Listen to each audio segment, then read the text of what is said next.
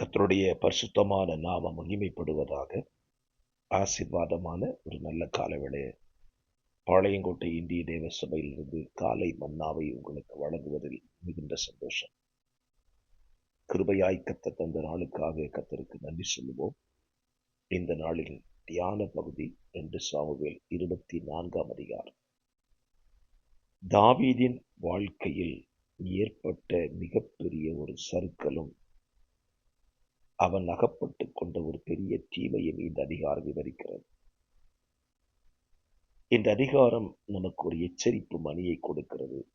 எப்பேற்பட்ட மனிதனையும் சத்துரு வஞ்சிக்கலாம். தாவீது கர்த்தருக்கு ஏற்ற இருதயத்துக்கு ஏற்றவனாய் வாழ்ந்திருந்தாலும் தாவீதையே பிசாசானவன் வஞ்சித்து விட்டான் என்பது இந்த அதிகாரத்தின் துவக்கத்தில் நீங்கள் வாசிக்க முடியும். இஸ்ரவேலை ஜன தொகையை பார்க்கும்படி தாவீது ஏவப்பட்டான் என்று இங்கு எழுதப்பட்டிருக்கிறது. இதற்கு சரியான வார்த்தையை நீங்கள் படிக்கணும்னு சொன்னா 2 நாளாகமத்தின் புஸ்தகத்துல 23ஆம் அதிகாரம் 1ஆம் வசனத்தில் சாத்தான் இஸ்ரவேலுக்கு விரோதமாய் எழும்பி இஸ்ரவேலை தொகையிடுகிறதற்கு தாவீதை ஏவி விட்டது என்று எழுதப்பட்டிருக்கிறது. கவனியுங்கள், நம்முடைய வாழ்க்கையில நாம் கவனமாய் இருக்க வேண்டிய ஒரு பகுதி, ஒரு நபர் என்று சொன்னால் அது சத்துருதான்.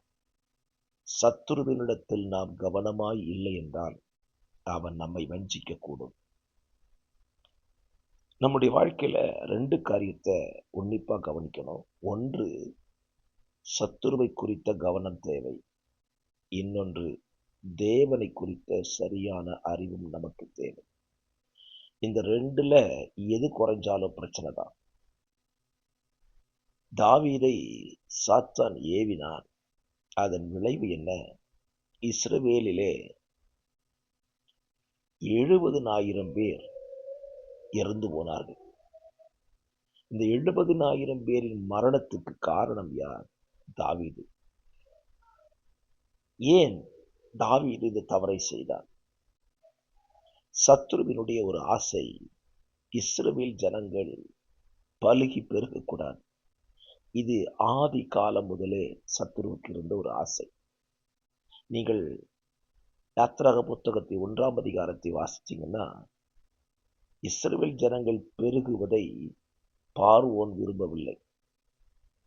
மற்றபடி சொல்வேனானால் சத்துரு விரும்பவில்லை. பெருக்கத்தை தேவன் விரும்பினார், ஒடுக்குவதை சத்துரு விரும்பினார்.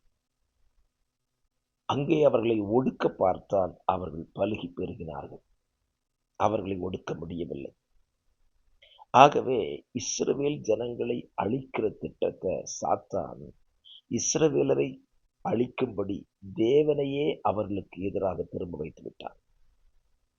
நீங்கள் 6 லட்சம் புருஷர்கள் புறப்பட்ட ஸ்தலத்திலே 2 பேர் மாத்திரம்தான் கானானுக்குள் பிரவேசித்தார்கள்.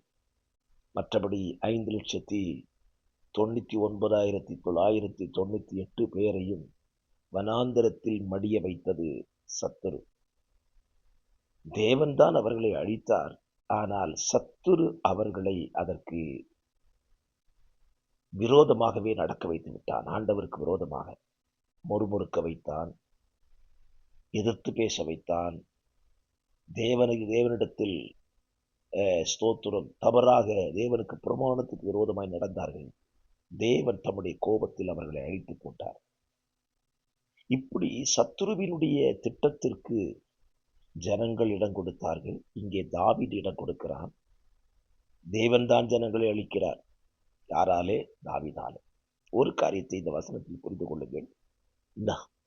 நாம் சத்துருவுக்கு இடம் கொடுத்தால் நம்முடைய எல்லைகளை அழிப்பதற்கு நாமே காரணமாகிவிடுவோம். ஆகவே சத்துருவுக்கு இடம் கொடாமல் நம்முடைய வாழ்க்கையை காத்துக்கொள்வோம். மற்றும் தேவனுடைய சிந்தைக்கு அதிகமாக இடம் கொடுத்து தேவனையே சார்ந்து கொள்வோம். பரிசுத்தமுள்ள பிதாவே, காலவளை இந்த சிந்தையின்படி எங்கள் வாழ்க்கையில் சத்துருவை குறித்து கவனமாய் இருந்து உம்மை அதிகமாய் சார்ந்து கொள்ள எங்களுக்கும் கேட்கிறவர்களுக்கு உதவி செய்யும். இயேசுவின் நாமத்தில் பிதாவே, ஆமென்.